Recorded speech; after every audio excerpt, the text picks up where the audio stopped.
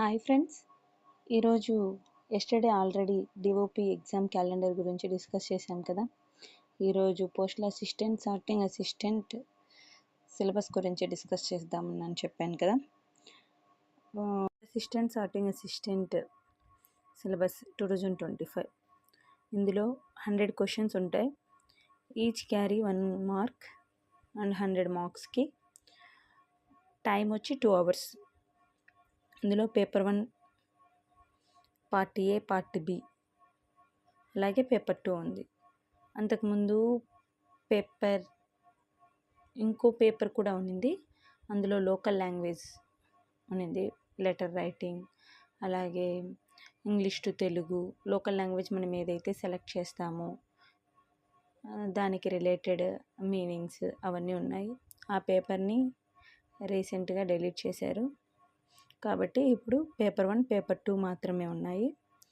అందులో పేపర్ 1లో పార్ట్ ఏలో సిలబస్ ఏంటి అనేది చూద్దాము. పేపర్ 1 పార్ట్ ఏలో పిఓ గైడ్ 1 10 క్వశ్చన్స్ వస్తాయి, 10 మార్క్స్. పిఓ గైడ్ 1లో 200 అబోవ్ క్లాసెస్ ఉన్నాయి. వాటికి రిలేటెడ్ మనం ఎక్కువ ఫోకస్ చేస్తే పిఓ గైడ్ 2ని కూడా మనము కవర్ చేయొచ్చు అనమాట. పిఓ గైడ్ 2లో కూడా అలాగే 200 అబోవ్ క్లాసెస్ ఉన్నాయి. ఇది కూడా 10 క్వశ్చన్స్, అలాగే 10 మార్క్స్ వస్తాయి. పిఓ గైడ్ 1, పిఓ గైడ్ 2 ఇవి రెండు మెయిన్ అనమాట. ఈ రెండు మనం ఎక్కువ ఫోకస్ చేయాల్సి ఉంటుంది. నెక్స్ట్ ఐటీ మోడర్నైజేషన్ 10 క్వశ్చన్స్ వస్తాయి. ఇది కూడా చిన్న టాపిక్కే. ఐటీ మోడర్నైజేషన్లో 1.0 అలాగే 2.0 అని రీసెంట్గా అంటే దాన్ని కూడా లాంచ్ చేశారు. దానికి రిలేటెడ్ వస్తాయి క్వశ్చన్స్. ఈజీ టాపిక్ అది. ప్రోడక్ట్ అండ్ సర్వీసెస్, ఇందులో 10 క్వశ్చన్స్ వస్తాయి, 10 మార్క్స్. ప్రోడక్ట్ అండ్ సర్వీసెస్ అంటే మన పోస్టల్ డిపార్ట్మెంట్లో ఉన్న ప్రతి ఒక్క product, speed post, register post, parcel post, వీటికి రిలేటెడ్ రేట్స్తో సహా మనము గుర్తుపెట్టుకోవాల్సి ఉంటుంది. అప్డేటెడ్గా ఉండాలి. అందులో సర్వీసెస్ ఏమేమి అవైలబుల్ ఉన్నాయి, ఏవేవి డిలీట్ చేశారు అనేది కూడా మనం గుర్తుపెట్టుకోవాలి. ఇవన్నీ మెయిన్ 4. ఇందులో మనము మ్యాక్సిమం 40 మార్క్స్ తెచ్చుకోవడానికి ట్రై చేస్తే మిగతా జనరల్ అవేర్నెస్లో కానీ మ్యాథ్స్లో కానీ కొంచెం వీక్గా ఉన్నా మనం ఇక్కడ కవర్ చేయొచ్చు. Next postal manual volume 6 part 1, అందులో చాప్టర్ 1 అని ఉంటుంది, దానికి రిలేటెడ్ చదవాలి. అలాగే పోస్టల్ మాన్యువల్ వాల్యూమ్ 6 పార్ట్ 3, అలాగే ఎస్బి ఆర్డర్స్. ఈ ఎస్బి ఆర్డర్స్ అన్ని ఇయర్స్వి చూడాలా అంటే అవసరం లేదు.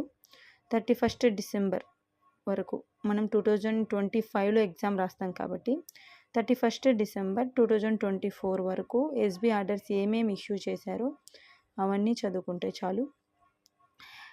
ఈ 3 టాపిక్స్ నుంచి 5 క్వశ్చన్స్ వస్తాయి, 5 మార్క్స్ వస్తాయి.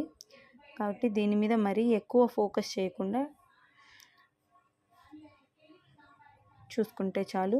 నెక్స్ట్ పోస్టల్ మాన్యువల్ వాల్యూమ్ 7, ఇది రైల్వే డిపార్ట్మెంట్కి సంబంధించిన టాపిక్ అనమాట. అలాగే ఫారిన్ పోస్ట్, ఈ రెండిటి నుంచి కూడా 5 క్వశ్చన్స్ వస్తాయి, 5 మార్క్స్. ఇది పార్ట్ 1, పేపర్ 1 పార్ట్ ఏ. నెక్స్ట్ ఇదే పేపర్ 1లో పార్ట్ బి, అందులో ఏముంటాయో చూద్దాము. జనరల్ అవేర్నెస్కి రిలేటెడ్ 10 క్వశ్చన్స్ వస్తాయి, 10 మార్క్స్. ఇందులో Indian Geography, civics, general knowledge, Indian culture and freedom struggle, ethics and moral study, వీటికి రిలేటెడ్ 10 క్వశ్చన్స్ వస్తాయి. లాస్ట్ 1 year నుంచి కరెంట్ అఫైర్స్ చూసుకుంటే వీటిని ఈజీగా క్లియర్ చేయొచ్చు.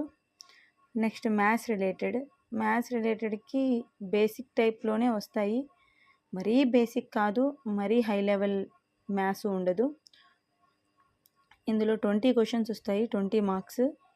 ఇందులో BODMAS, percentage, profit and loss, simple interest, average, time and work, time and distance, unitary method, ఇవన్నీ మ్యాథ్స్లో కవర్ చేయాల్సిన సిలబస్. నెక్స్ట్ రీజనింగ్ కూడా 20 క్వశ్చన్స్ ఇస్తారు, 20 మార్క్స్కి. ఇందులో నాన్ వర్బల్ అండ్ పిక్టోరియల్ ఈ మధ్యన కొంచెం పిక్టోరియల్ కొంచెం కన్ఫ్యూజన్గా ఇస్తున్నాడు, కొంచెం కూల్గా ఆలోచించి ఆన్సర్ చేయొచ్చు. నెక్స్ట్ పేపర్ 2, ఇది టైపింగ్ టెస్ట్. ముందు 800 వర్డ్సే ఉన్నాయి, ఇప్పుడు 1200 వర్డ్స్ చేశాడు. 15 మినిట్స్, 25 మార్క్స్. ఇది ఓన్లీ క్వాలిఫైయింగ్ ఎగ్జామ్ మాత్రమే, ఇందులో క్వాలిఫై అయితే చాలు.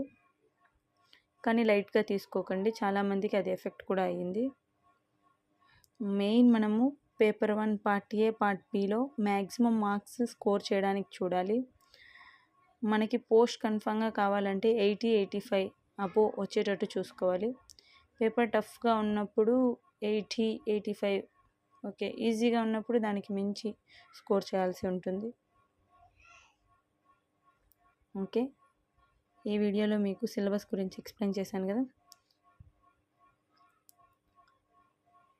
మీకు క్లియర్గా అర్థమైంది అనుకుంటున్నాం. ఏదైనా డౌట్స్ ఉంటే కామెంట్ సెక్షన్లో కామెంట్ చేయండి. Please subscribe, like and share. మీరు లైక్, సబ్స్క్రైబ్ చేస్తేనే నెక్స్ట్ వీడియో చేయడానికి నాకు కూడా కొంచెం ఎంకరేజ్మెంట్గా ఉంటుంది. మీకు నచ్చుతుందో లేదో నాకు తెలిస్తే కదా నెక్స్ట్ వీడియోని నేను కంటిన్యూ చేయడానికి. Okay, thank you.